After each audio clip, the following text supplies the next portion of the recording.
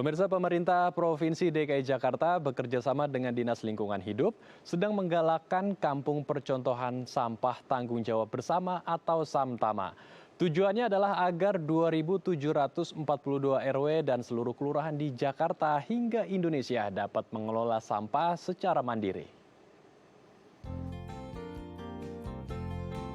Menurut data dari Dinas Lingkungan Hidup DKI Jakarta, hingga akhir tahun 2019, tercatat sampah yang masuk ke Bantar Gebang berjumlah lebih dari 7.000 ton per harinya, dan 60%-nya merupakan sampah dari permukiman. Oleh karena itu, pemerintah Provinsi DKI Jakarta membentuk kampung-kampung percontohan yang disebut Kampung Samtama atau Kampung Sampah Tanggung Jawab Bersama. Di kampung ini, warga diajak mengelola sampah mereka secara mandiri dengan membuat bank sampah, baik organik maupun anorganik, serta membuat pupuk kompos dengan memanfaatkan maggot. Hingga saat ini sudah ada 125 RW yang masuk menjadi kampung percontohan Samtama, dan salah satunya adalah RW 3 Kecamatan Cempaka Putih.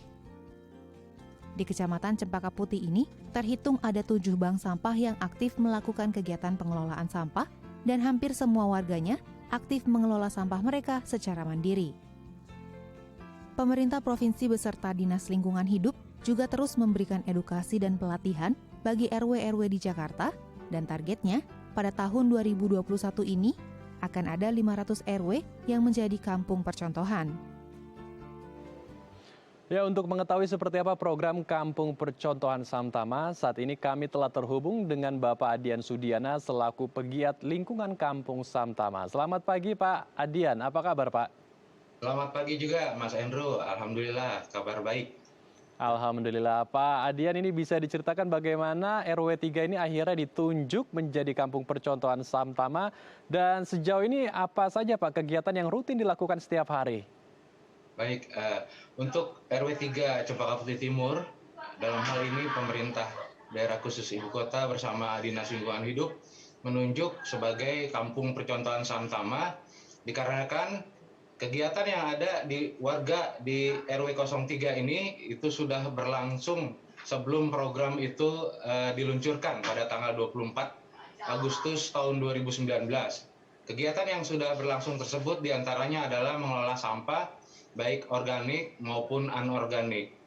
Nah, kegiatan di masing-masing RT ini sudah juga dikoordinasikan juga sesama ketua-ketua RT, warga, dan semua unsur kelembagaan yang ada di RW. Semua unsur kelembagaan dalam RW 03 saling terlibat, diantaranya Ketua RW, LMK, PKK, Jumantik, Dasawisma, juga ketua-ketua RT di RW 03.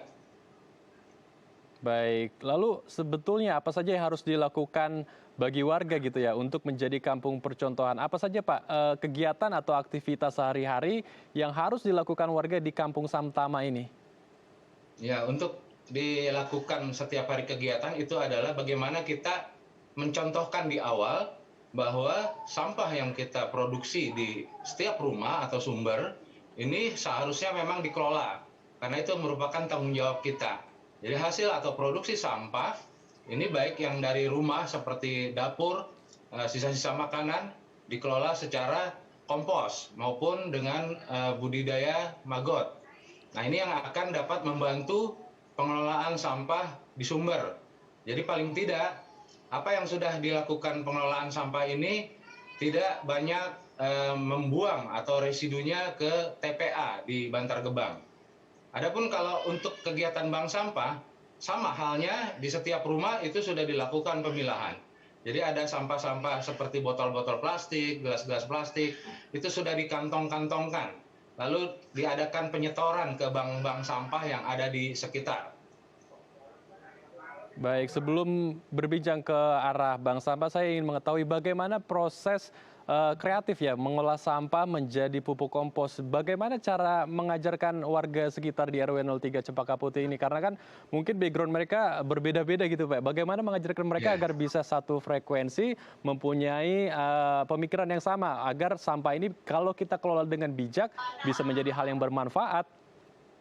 Iya, jadi memang kegiatan seperti melakukan pengomposan itu kita harus mencontohkan. Kenapa sih sampah ini kok dikomposkan? Karena semua itu kegiatan yang di masing-masing rumah itu hampir sama. Produksi yang dilakukan, kegiatan yang dilakukan di dapur itu secara langsung itu sudah memilah sampah-sampah siangan kangkung, terus ada pun sisa-sisa makanan yang tidak terkonsumsi. Nah dari situ kita lakukan contoh, artinya ini jangan dibuang ke tempat sampah atau ke gerobak sampah, tetapi kita masukkan ke dalam tong komposter. Nah di RW 3 di sini sudah tersedia 88 tong komposter di seluruh RT.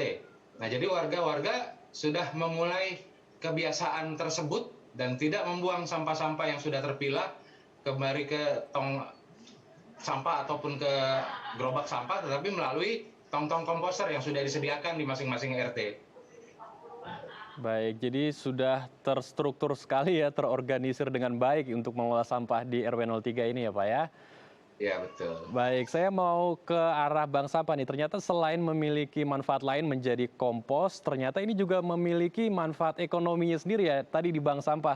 Ini bagaimana sistem bank sampah di RW 03 ini Pak? Apakah ada pembukuannya sendiri, berapa banyak sampah yang dihitung sehingga nanti akan ditukar oleh sejumlah uang, atau seperti apa mekanismenya Pak Dian? Ya, untuk bank sampah sendiri sebagian besar di RW 03 bentuknya adalah sedekah sampah dari warga, di mana warga dengan kesadarannya hasil pilah sampah anorganiknya itu ditempatkan di bank-bank sampah. Saat penimbangan, ketika sudah penuh keranjang-keranjang sampah yang ada di 7 lokasi tersebut, itu dilakukan pencatatannya, begitu juga nilai jualnya. Nah ini yang dikembalikan kepada pengelola atau warga yang mengurus bank sampah untuk digunakan kembali, seperti untuk kegiatan sosial, kegiatan lingkungan, penghijauan, maupun kegiatan yang bermanfaat lainnya bagi warga. Jadi nilai ekonomi yang didapatkan dari kegiatan pilah sampah khususnya anorganik dengan bank sampah, ini sebagian besar dilakukan oleh warga, dikembalikan ke kegiatan yang ada di masing-masing RT di sini Pak. Baik, jadi sampah anorganik seperti apa saja Pak yang bisa masuk ke bank sampah, dan kemudian berapa beratnya, sehingga warga juga mungkin bisa mengerti berapa beratnya dan berapa sejumlah uang yang nanti didapatkan oleh warga ketika menukarkan sampahnya itu Pak? Ya, jadi untuk memilah sampah anorganik ini setiap penimbangan itu ada pencatatannya. Contoh di salah satu lokasi bank sampah, ketika dia menimbang secara total itu mendapatkan kurang lebih 400.000 dengan pilihan yang terdiri dari kardus, buku-buku bekas, botol-botol bekas air mineral, gelas-gelas air mineral, juga sampah-sampah lainnya seperti ember-ember pecah, panci-panci yang bocor, ataupun juga logam-logam seperti logam kemasan kaleng. Nah ini jadi semua bahan-bahan yang bermanfaat ternyata ada di rumah kita dan hanya menumpuk sebagai sampah. Nah oleh karena itu dipilahlah oleh warga dan ditempatkan ke bank sampah yang sudah ada di 7 lokasi di sini. Baik, ternyata ini cukup menjanjikan ya, dengan kita bisa memilah sampah dengan baik dan benar. Ternyata ini bisa menjadi nilai apa ya, menambah ekonomi juga. Tadi Pak Adian menyebutkan ada sejumlah uang 400.000 kurang lebih kalau kita bisa bijak mengelola sampah dan menabung di bank sampah tersebut. Baik, terima kasih untuk informasi dan waktunya Pak Adian telah berbagi inspirasi bersama kami. Tetap jaga kesehatan Anda dan selamat kembali beraktivitas. Terima kasih Mas Andrew. Ya pemirsa, jangan kemana-mana, usai jeda kami akan berbincang tentang pameran seni amal dari anak berkebutuhan khusus. Tetap bersama kami di Halo Indonesia.